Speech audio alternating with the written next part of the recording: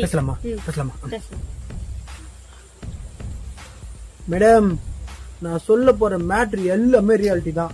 கடைக்கு போனது, ஸ்நாக்ஸ் வாங்கினது, எடுத்துன்னு வந்து தெரியாம சாப்பிட்டது எல்லாம் டைமிங்கோட இருக்கு, எல்லாமே ரியாலிட்டி தான். அதுக்காண்டி நீங்க ஸ்நாக்ஸ் எல்லாம் வாங்கிட்டு தெரியுமே எடுத்து வச்சிடாதீங்க. இந்த எலி புண்ணிக்கெல்லாம் தெரியுமா அப்பா அம்மா எடுத்து ஒழிச்சு வைப்பாங்கல்ல, அந்த மாதிரி எடுத்து ஒழிச்சு வச்சிருக்கீங்க. எதுக்காண்டி சொல்றேன்னா, நான் சொல்ல போற மேட்டர்ல பாதி ஸ்நாக்ஸ் மேல இன்னும் வீட்டுல தான் சரி இருக்கு. அதுக்காக தான் சொல்றேன். நான் சீரியஸா சொல்ல போய் நீங்க மட்டும் விளையாட்டுத்தனமா எடுத்து ஸ்நாக்ஸ் ஒழிச்சு வைக்க முட்டிங்கன்னா சிக்கா.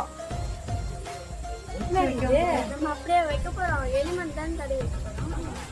ஏண்டி நான் குழந்தை சொல்ல பாத்துக்கா கண்டி வெளில வச்சுங்களா? இந்த மாதிரி பெரிய மனுஷன் மட்டும் கிடையாது மேடம். என் பொண்ணு, என் பையன், என் அண்ணன் பையன் எல்லாமே என் பொண்ணாடி கூட சாப்பிடுவோம் மேடம். அதுக்காண்டி தான் சொல்றேன், ஸ்நாக்ஸ் எல்லாம் வேணும் எடுத்து ஒழிச்சு வச்சுருன்னு சொல்லிட்டு. நீங்க மட்டும் ஒழிச்சு வச்சுன்னா வச்சுங்களா, எங்களுக்கு எந்த பிரச்சனை கிடையாது. நாங்க யாரும் எதுலையும் கையை வைக்க மாட்டோம். இதா மட்டுமா எனக்கு உள்ள கொஞ்சம் ஸ்நாக்ஸ் இருக்கு, நான் போய் ஸ்டார்ட் பண்றேன். மேடம், நெக்ஸ்ட் கடைக்கு போய் என்ன வாங்கிட்டு வருவீங்க? உங்களுக்கு பிடிச்ச ஸ்நாக்ஸ் மைண்ட்ல இருக்குல்ல, சொல்லிட்டு போங்க. மேடம், மலாட்டு கேக்கு, எள்ளு உண்டை, தேன் முட்டை, கம்மருக்கட்டை எல்லாம் வாங்கிட்டு வைங்க மேடம். டேஸ்ட் வேற லெவல்ல இருக்கும்.